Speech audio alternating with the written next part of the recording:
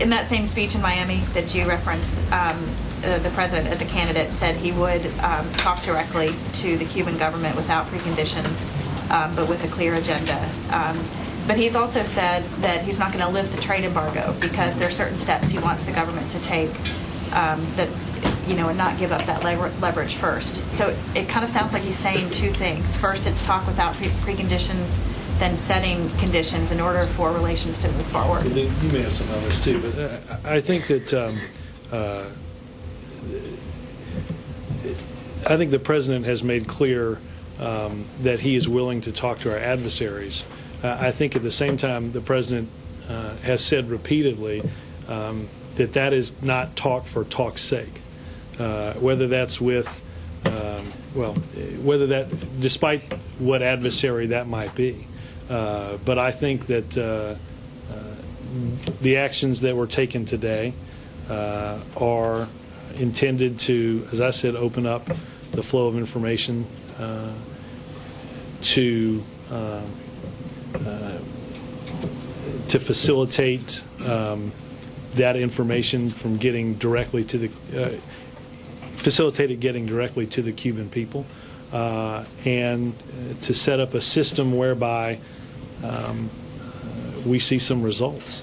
And I think that the president is willing to do that. But are there conditions before he will engage the government directly or not? Well, I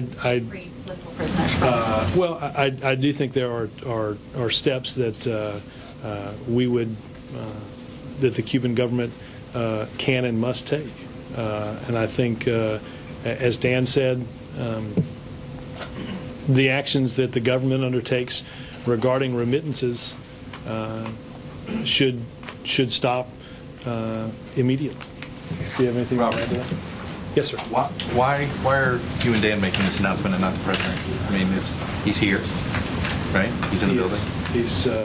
I think he's in his office. Yeah. Probably hearing the vibrations from the music. I was going to say hearing the dance music, not unlike I am. Yeah. So why isn't he making the announcement? Why? I mean, it looks like as if you were trying to avoid having his voice and picture to take any of that personally. And I noticed the music stopped right as you asked. But no, I mean, Chuck, a few people showed up to today's briefing. I don't. This isn't a small policy. But this isn't a small change in policy. So having the president not talk to the camera about it seems a little.